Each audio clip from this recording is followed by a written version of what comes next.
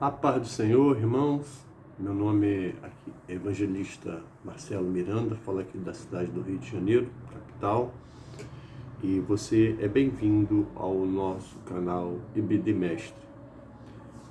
Antes de começarmos, gostaria de pedir que os irmãos dê o seu like, se inscreva no canal, que participe com a gente para a honra e glória do Senhor. Bom, hoje nós vamos estudar a lição 6 da revista dos jovens, Betel, a importância do companheirismo. Vamos estar estudando essa lição com os irmãos na revista que fala sobre, que nós estamos estudando nesse trimestre, o livro de Eclesiastes. E hoje a lição tem como base o capítulo 4 de Eclesiastes. Vamos dar início a esse estudo falando sobre a questão do ser humano como ser social. Nós, seres humanos, nós estamos inclusos em vários grupos sociais dentro da nossa sociedade nesse mundo. Nós fazemos parte do grupo social da igreja, nós fazemos um determinado número de pessoas que nós convivemos ali semanalmente, 1, 2, 3, 4, 5 vezes por semana. Fizemos parte do grupo escolar, onde ali fazemos parte diariamente de um grupo de amigos, de colegas, de turma, de 20, 30, 40, 50, não sei, dependendo do tamanho da turma.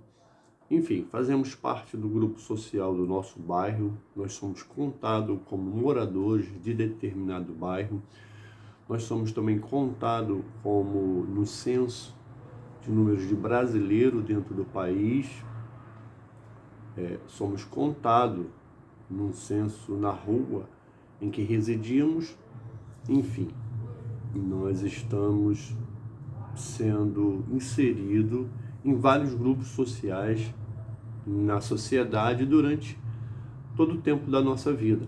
Então o homem, ele é um ser social, o homem precisa estar numa convivência com outras pessoas. Por isso que a Bíblia fala tanto de companheirismo, a Bíblia fala tanto em nós sermos agradáveis, amar o nosso próximo, estender a mão, ser solidário, porque nós somos dependentes um do outro. Aquela questão que muitos jovens pensam, não, agora eu tenho atingido uma certa idade e sou, como diz o termo aí que eles costumam usar, né, sou dono do meu nariz, não preciso prestar obrigação para ninguém. Se nós analisarmos, nós estamos prestando obrigação para todo mundo em todo o tempo. Nós prestamos obrigação quando pequeno aos nossos pais, depois prestamos obrigação ao nosso professor, depois prestamos obrigação ao nosso chefe, o chefe do setor de trabalho, o gerente, enfim. E nós precisamos prestar conta a Deus dos nossos atos. Isso é tão forte no meio social que até quando nós estamos dirigindo um carro, se nós formos entrar para a direita ou para a esquerda, nós precisamos avisar. Então isso aí é uma máxima do ser humano. Precisamos sempre estarmos comunicando e dizendo o que nós vamos fazer. Então essa questão de sou dono do meu nariz, de uma independência, ela, no fim da história, ela é relativizada, né? Os grupos sociais, eles são estabelecidos entre 2 ou mais pessoas. Às vezes nós fazemos parte do grupo só com 2 pessoas, ou mais, como nós já citamos aqui, né? Quando nós nos relacionamos, corre o risco também de dentro de um grupo nós ou destacarmos, ou sermos muito bem aceitos, ou sermos rejeitados. O que leva a isso? Quando nós somos diferenciados, essa diferença ela pode ser no cunho positivo ou no cunho negativo. Por exemplo, numa escola, quando alguém é autodidata, autossuficiente ou muito inteligente, ele se destaca entre os outros. Então ele é visto destacadamente. Quando alguém apresenta algum defeito físico, alguma algum defeito, né? Alguma coisa que realmente destoa dos demais, também é assim pontuado diferente. Quando alguém faz uma brincadeira e que pega um apelido e a pessoa também é conhecida por aquele pseudônimo, às vezes carinhoso e às vezes ofensivo, né? Então há um destaque. Nesse destaque, você, dentro de um grupo, você pode ser considerado incapaz, você pode ser considerado má influência, você pode ser considerado um fracasso, você pode ser indesejado e você pode ser medido como má influência. A Bíblia fala do amor ao próximo. Então, é um desafio nós amarmos o próximo. Por quê? Porque nós somos indivíduos, né? A qualidade de sermos individuais um dos outros. Somos diferentes um dos outros. Então, como indivíduo, nós pensamos diferente, temos ideias diferentes, posições diferentes. Então, o que realmente Deus criou para que nós conseguíssemos ultrapassar e vencer essas diferenças e termos um verdadeiro relacionamento, né? Sermos companheiros um dos outros. O que Deus criou foi o amor.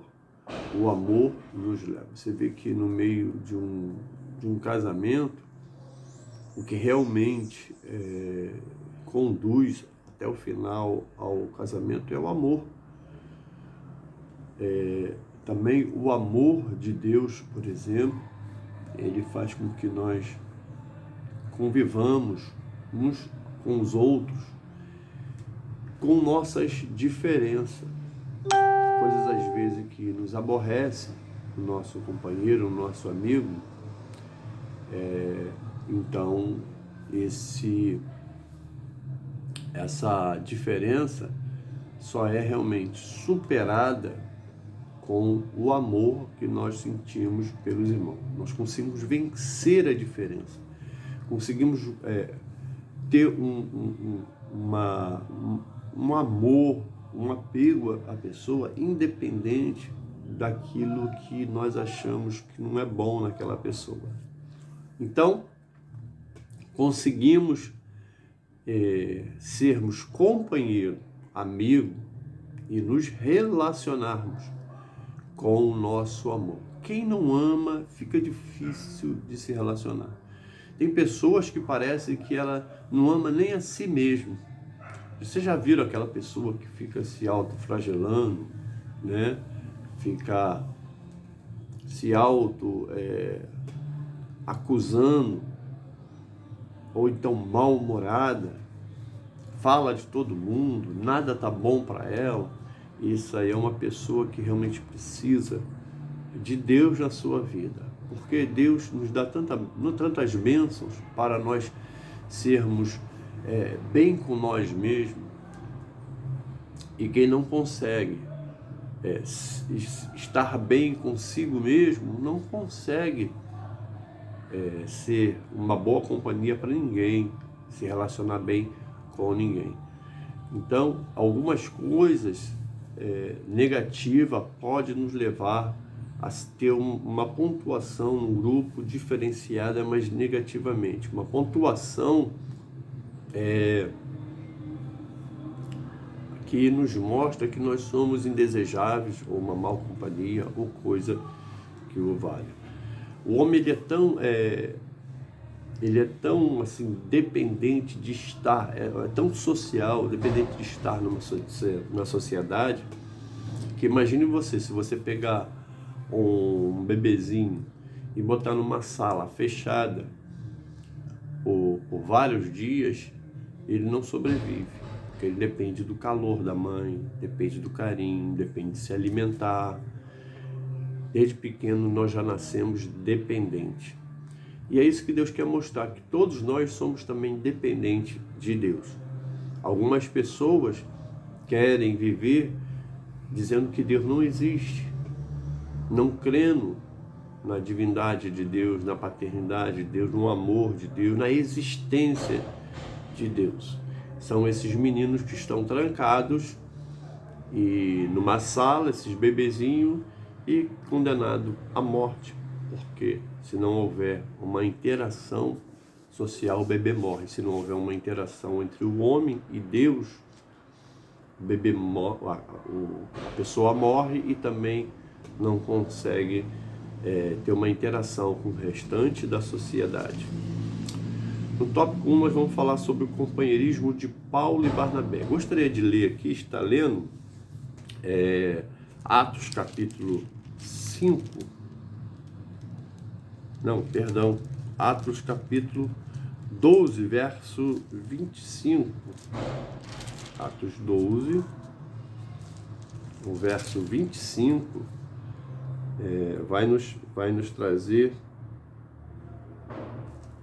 exatamente esse texto. Tendo determinado sua missão, Barnabé e Saulo voltaram de Jerusalém, levando consigo João, também chamado de Marcos. Então, Paulo se une e também leva a João Marcos. Depois aqui ainda no capítulo 12, no verso 36, nesse mesmo capítulo, no verso de número 36,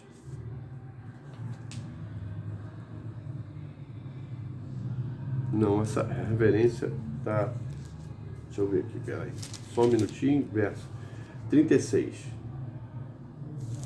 13:36, no 13:36 vai estar nos falando, não, também não é essa referência, mas aqui está dizendo que posteriormente, Paulo fala para o seu companheiro Barnabé para dispensar Marcos, porque houve um problema ali, uma certa desavença entre eles, e Paulo não queria mais levar João Marcos e despediu ele. Então houve ali um racha. Mas posteriormente, mais um pouco na frente no livro de Atos, ele vai reiterar Marcos, vai mandar chamar Marcos. Por quê?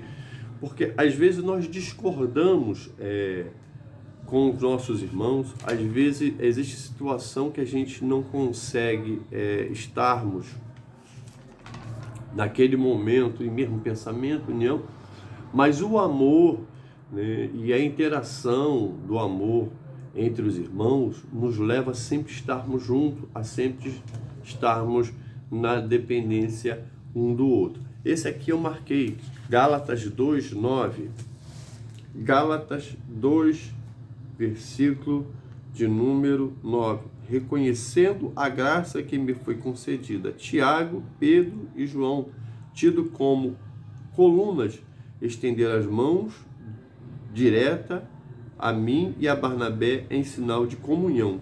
Eles concordaram em que deveríamos nos dirigir aos gentios e eles aos circuncisos.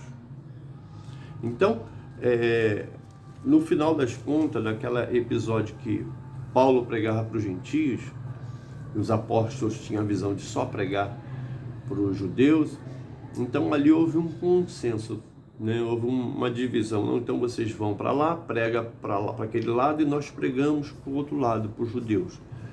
Paulo, Pedro, então, seguiram o caminho, fazendo a obra de Deus, fazendo o que Deus quer, mas para os judeus, e Paulo, Silas foi para o outro lado, pregando para os gentios. Então, mesmo nas nossas discordâncias, né, tudo se acerta, tudo chega a um denominador comum. Então, a importância aí do companheirismo, nós entendermos o nosso time naquela ocasião, nós entendermos o tempo que Deus tem para nós estarmos com alguém, depois há um tempo de nos separarmos e estarmos em outro lugar, mas o companheirismo, ele prevalece. Seguindo aqui, o companheirismo, ele pode nos trazer também a lealdade.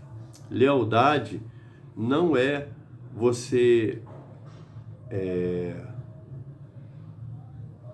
concordar, digamos assim, com o erro alheio, o erro do seu companheiro. Mas o verdadeiro amigo leal, companheiro leal, é aquele que chama o seu amigo diante do erro e, em particular, o aponta o erro não no sentido acusador, mas no sentido de que você tem consciência do erro dele, está pontuando para ele, para que ele venha a desviar daquele erro. Então, esse é o companheiro leal, não que aceita, mas o que indica o erro e o acerto. Lealdade é quando todos te dão por fracassado, mas aquele que é leal está ali ao teu lado. Todos te recriminam, todos dão as costas para você, mas o leal está contigo o tempo todo. Quando você estiver numa situação em que é palco para todos querem ser seu amigo, o amigo leal vai estar ali do teu lado. Mas quando você estiver na situação em que você esteja fora do palco, fora do holofote, fora do destaque, digamos assim, todos vão te abandonar, mas o leal vai estar ao seu lado. Leal é aquele fiel que está sempre ali. Quem é fiel não somatiza informações, né, alheia, mas procura ouvir ambos os lados da situação. Quando alguém vem falar de determinada pessoa a qual eu sou leal, eu não abraço aquela informação, mas um senso me fala assim, opa, toca um sininho e fala, opa, tem alguma coisa errada, fulano não é assim, fulano não faria isso. E procurarmos analisarmos os dois lados e não fazermos pré-julgamento, né? Não termos preconceito a respeito de uma situação, mas analisarmos sempre os dois lados da moeda. E o leal é aquele que também, que quando vê que foi dito algo negativo daquele a qual a pessoa é leal, e for comprovado que realmente aquela pessoa falhou naquele quesito, naquela situação, naquele dia, ele, como um companheiro leal, vai chegar e vai conversar em particular e não trazer um desconforto a público. O tópico 2 nós vamos falar sobre o companheirismo na aliança.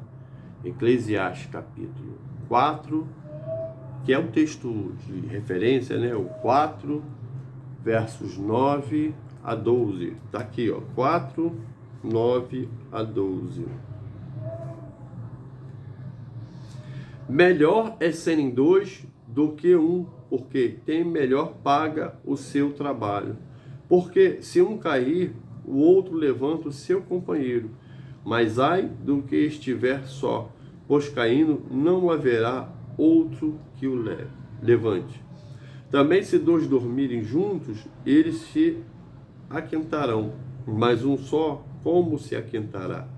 E se alguém quiser prevalecer contra um, os dois lhe resistirão, e o cordão de 3 dobras não se quebra tão depressa. Então, o companheirismo, caiu aqui a câmera, o companheirismo de um casal, ele nos remete a termos força, né? O companheirismo numa aliança, no casamento, ele nos traz fortaleza, porque um é fraco numa área, o outro vem, vamos supor, a mulher é fraca numa área, o homem supre aquela necessidade. O homem, de repente, é fraco emocionalmente, a mulher já é forte emocionalmente, supre naquela.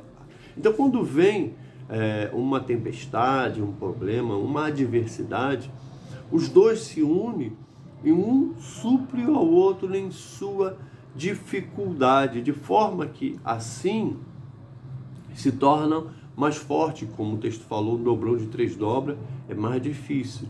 Se você pegar um barbante, você puxar, você parte ele ao meio. Se você pegar as duas partes e você puxar, você parte ele imprimindo muito mais força. Mas quando você dobra a terceira vez, é muito difícil de quebrar, tem que fazer muita força. Então, nós passamos por dificuldade, né? E estamos sozinhos, não conseguimos às vezes sair bem dessa dificuldade. Mas como nós estamos com o nosso cônjuge, uma pessoa que vive com a gente pro resto da vida, pode até passar por essa dificuldade e não conseguir êxito. Porém, na terceira vez que passar por essa dificuldade, vocês dois juntos, o cônjuge, já tem o marido, tem a esposa e agora tem a experiência. Então, um cordão de 3 dobras não tem como partir, é muito difícil. Até pode partir, mas é muito difícil. Mas o que vai trazer um ensinamento e uma experiência para a próxima vez que houver algo a se lutar, a experiência vai ser maior ainda. Então, amados, o companheirismo na aliança, existe uma aliança, né, entre marido e mulher. E os dois não estarem lutando na vida para sempre, né? Então é muito importante a questão de nós nos aliançarmos, contrairmos um casamento. Algumas pessoas, elas preferem usam-se até o termo de liberdade. Não, eu estou livre, eu quero estar livre. E é muito bom na parte inicial nós não termos esse compromisso, é menos uma preocupação. Ou você tem a sua despesa é só com você, então o seu dinheiro rende mais. Você abre aspas, não precisa dar obrigação para ninguém, fecha aspas, que não é uma realidade. Você não tem compromisso de chegar em casa em um determinado horário, mas você está livre para chegar a qualquer horário. Então, isso a princípio é muito bom, mas o tempo vai passando e você vai percebendo que você sente falta de alguém, né? O casamento, quando ele chega no final, já lá bem adiantado, de repente a companheira não é mais tão princesa, o companheiro já não é tão bonito, né? Algumas partes do corpo são modificadas, né? Cresce aqui, cresce ali, os cabelos ficam brancos, alguns até caem, né? As rugas aparecem e não tem aquela beleza. Mas você que é jovem e está assistindo a nossa pré-aula, né? Você que é professor, passar para os seus alunos o seguinte, que a gente não tem que se preocupar num casamento só na beleza física. Ela é importante, você escolhe alguém que te atrai fisicamente, que é bonito, ele é bonito, ela é bonita, tá? Isso tem o seu grau de importância, mas isso não é fundamental. Mas o fundamental é a beleza interior. O fundamental é a pessoa, quem ela é, o que ela é, como ela é, como pessoa, como característica, porque com o passar 2 anos, toda essa beleza de ambos vai por rala abaixo, ela vai acabar, ela não vai permanecer para sempre. E aí o que fica é o amor. E quando a gente chega nessa avançada fase do casamento, né, a gente passa também a ser companheiro, passa a ser aquele confidente, e lá na frente o que vai contar é isso, é o amor, o companheirismo e a confidência, a amizade, porque a juventude passa, como diz o pregador no livro que nós estamos estudando, é vaidade, passa e passa rápido, os dias vão com muita velocidade. Gênesis 2:18, Deus fala à mulher para que ela seja uma ajudadora. O companheirismo faz com que a mulher seja uma ajudadora do homem. Quando fala que a mulher deve ser uma ajudadora, quer dizer que o homem está à frente daquela situação, o que traz para ele uma responsabilidade muito grande de ser provedor da família, de estar protegendo a família e amando a família, e se necessário até dar a sua vida em prol dos seus. O companheirismo, ele, como eu falei aqui, ele ajuda a remover dificuldade. Olha só o texto de Eclesiastes, no verso 9, o que ele vai dizer? Melhor é serem 2 do que 1, porque tem melhor paga o seu trabalho.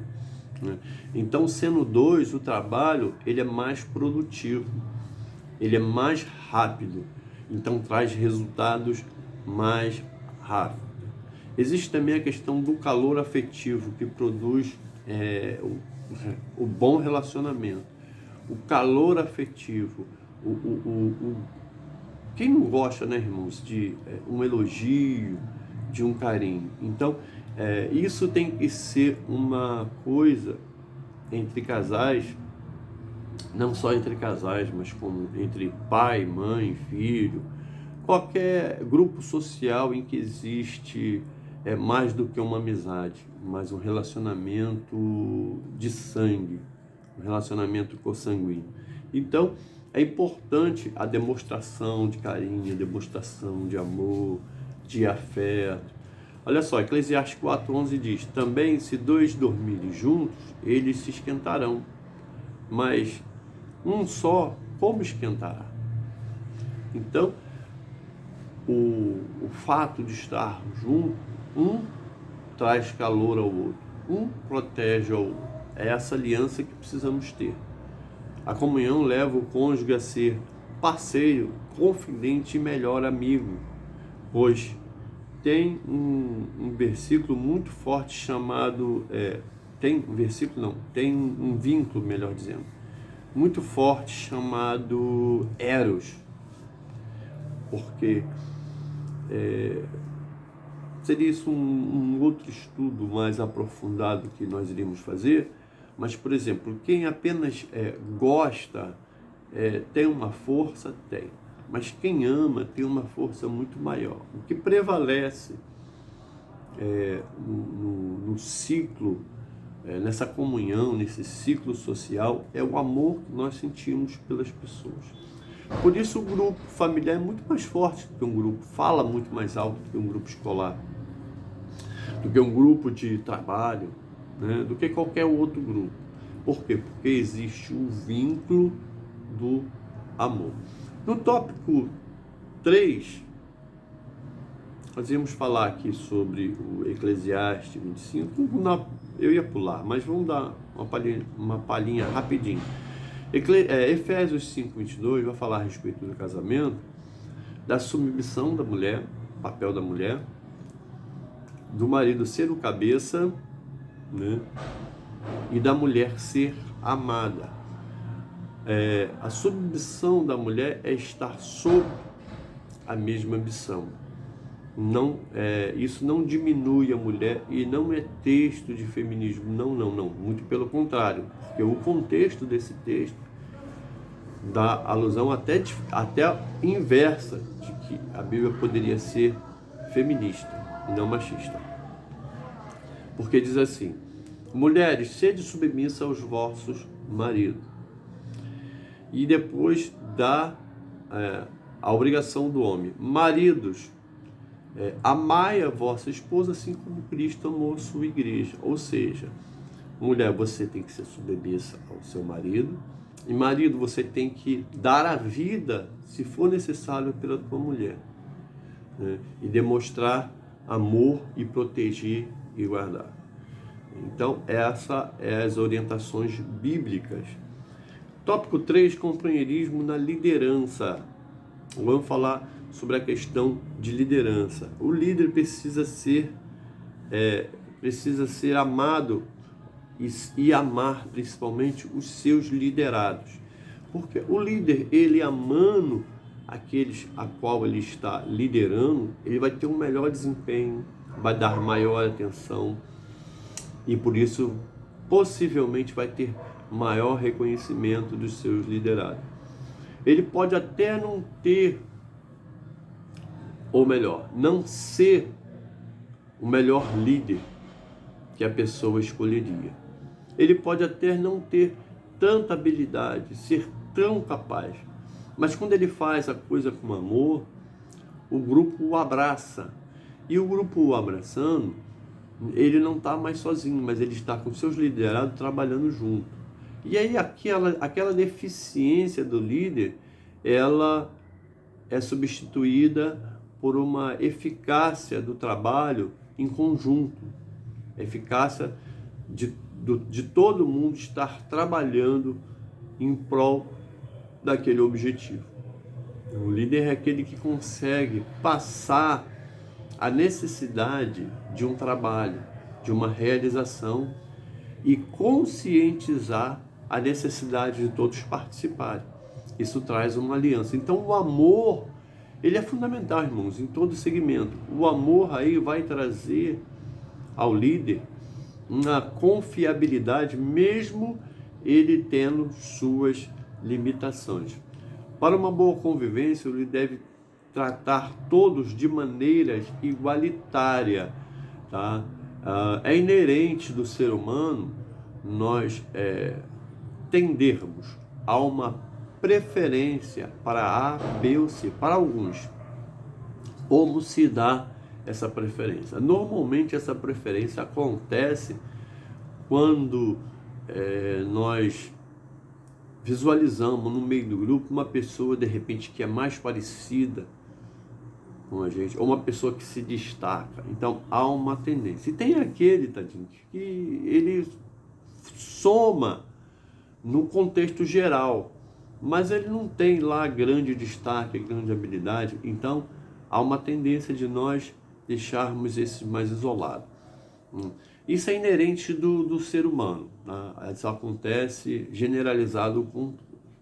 Porém, contudo, no entanto, no obstante, o líder, ele precisa, ainda que ele tenha uma preferência, que isso fatalmente acontece, mas ele precisa, dentro do contexto do grupo, nunca, em hipótese nenhuma, de jeito nenhum, jamais deixar que o grupo perceba essa preferência. Ele precisa estar no grupo com um consenso, com uma importância de todo geral. E eu até vou mais além. Ele precisa se esforçar mais exatamente por aquele dentro do grupo que é mais inferiorizado diante dos outros, para trazer aquele que é mais fraco, aquele que é mais incapaz, aquele que é mais desprezado ao contexto do grupo, a somar dentro do grupo, a ele entender a importância dele dentro do grupo. Então o líder precisa disso. Esse companheirismo do líder é fundamental no desempenho daquele grupo. Nós devemos viver conquistando junto. Nós vamos falar sobre viver conquistando junto, agora no tópico 3, para nós encerrarmos essa aula. Êxodo capítulo 17, verso de 8 a 16, eu não vou ler, mas é aquela passagem em que o povo estava em guerra né? E Moisés começa a orar e o povo começa a prevalecer. E Moisés, ele faz uma rendição na sua oração, ele ora de mãos levantadas, que é o sinal de rendição. Então, quando ele ora de mãos levantadas, o povo começa a vencer. Só que a batalha dura muito tempo, né? Então a mão vai cansando, você tende a ir arriando ela porque o braço pesa. E quando ele arriava a mão, o povo começava a perder. Ele levantava a mão, orava, o povo começava a ganhar. Então, os seus liderados, percebendo isso, né, veio Ur e Josué e pegaram cada um do lado do braço dele e levantaram para que ele continuasse orando. Então a importância do apoio direto dos seus liderados, a importância do todo, cada um numa posição diferenciada. Um grupo estava guerreando, mas Moisés estava orando, e aqueles dois homens estavam ali lado a lado de apoio. Então é necessário que nós apoiemos os nossos líderes, demos o apoio. Muitas das vezes a gente está dando apoio numa coisa que a gente nem concorda muito, mas por uma questão de lealdade, de fidelidade, nós o apoiamos. Então é muito importante para o líder guardar o seu tempo, para dedicar o seu tempo, digamos assim, separar o seu tempo para estar diante do seu liderado, vendo a necessidade de cada um, vendo a dificuldade, né? E a importância também dos seus liderados em estar apoiando uns aos outros e ao seu líder. Veja também a importância de Arão e Ur, que estava ali do lado, apoiando. Então, é necessário esse apoio. Amém? Que Deus abençoe os irmãos, tenha todos uma boa aula. Não deixa de se inscrever, de anunciar o nosso canal, né? E dar o seu like aí. Deus abençoe a todos e fiquem todos na paz do Senhor Jesus.